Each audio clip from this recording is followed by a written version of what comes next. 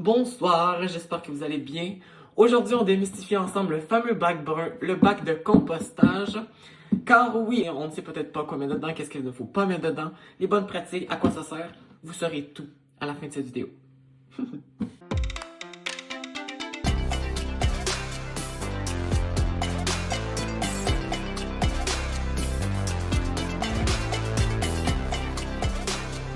Et oui, depuis quelques années, alors comme je le disais, on a intégré les bacs bruns à notre routine, mais on n'est pas, il y en a plusieurs peut-être ne sont pas encore habitués, ne savent pas trop comment ça fonctionne.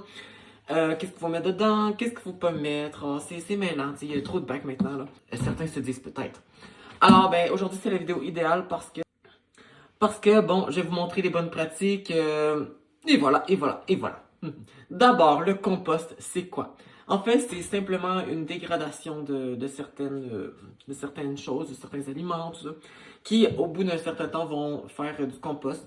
Et les dérivés du compost, bon, alors il y a la fameuse terre, il y a la fameuse terre qui est vraiment remplie de nutriments, de choses comme ça, qui est utilisée dans les jardins comme, pas comme engrais, mais vous comprenez, ça va comme aider à faire pousser les plantes, tout ça, ça va apporter de bons nutriments.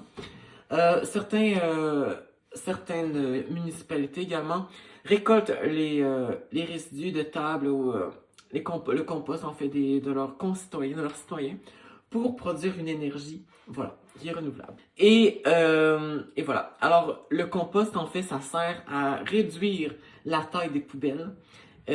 Parce que, bon, avant, on mettait tout dans la poubelle bleue, dans la poubelle verte.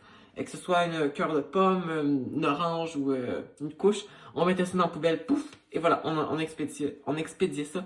Sauf que là, bon, les poubelles, ça s'est rempli, des grands dépotoirs. Mais en faisant le compost, ben, ça permet de réduire ceci et on réutilise en fait ce qu'on consomme. Alors c'est très bien. Maintenant, qu'est-ce qu'on doit mettre dans le compost? Sûrement que vous aussi, que votre municipalité vous a fourni un bac brun à l'extérieur. Eh bien, si vous voulez éviter les odeurs dans ce bac brun, mettez dans le fond, là, après chaque fois c'est quoi le mot? Qu'une benne à ordures est venue ramasser votre compost, mettez des journaux, des feuilles de papier journal dans le fond de votre bac. Comme ça va comme... En tout cas, ça va faire en sorte que le bac va être moins sale et qu'il va moins sentir. Si vous voulez pas toujours aller à l'extérieur, portez votre assiette, portez votre assiette, bon. Eh bien, vous pourriez vous procurer un petit bac comme ceci. Très charmant, très mignon, très séduisant. Bon, alors, vous voyez dans le bac ici, donc je mets mes restants, que ce soit des fruits, des pelures de légumes, ou savez-vous en fait que... Attendez. Oh, et attendez. Les plus astucieux auront remarqué qu'un petit sac vert est dans ci. Mais, le plastique ne va pas dans le compost. Mais alors, Zachary, mais pourquoi as-tu donc mis un sac vert ici? Cela me semble totalement contradictoire avec l'idée du compost même. Eh bien, c'est pas un sac de plastique, c'est un sac biodégradable que, bon, ça se trouve facilement sur les internets. Alors, c'est un sac, voilà ici, c'est pas en plastique, donc ça va se dégrader avec le compost. Donc, ça a été créé spécialement pour l'usage de compost, donc ça va se dégrader en même temps que la nourriture, les animaux. Mais, bon, ceci étant dit, qu'est-ce qu'on met dans le compost?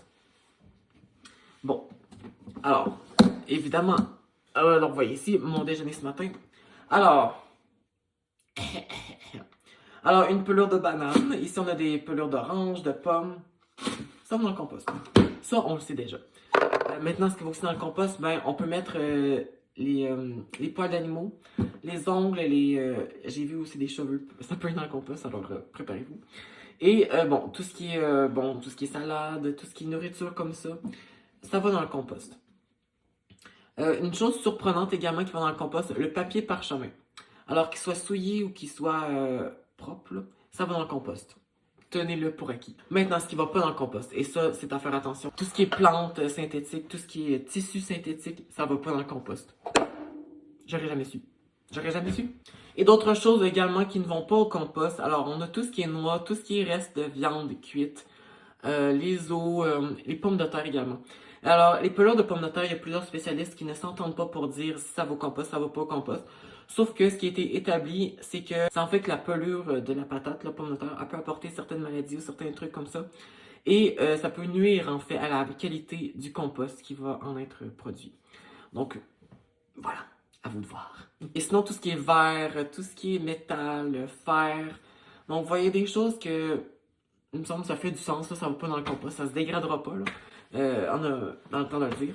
Mais ça, vous trouvez une poubelle ou bien un endroit spécialisé pour mettre vos trucs. Là. Voilà maintenant bien équipé pour faire face au défi du compostage. Je suis très fière de vous. Alors commencez dès maintenant si ce n'est pas déjà fait.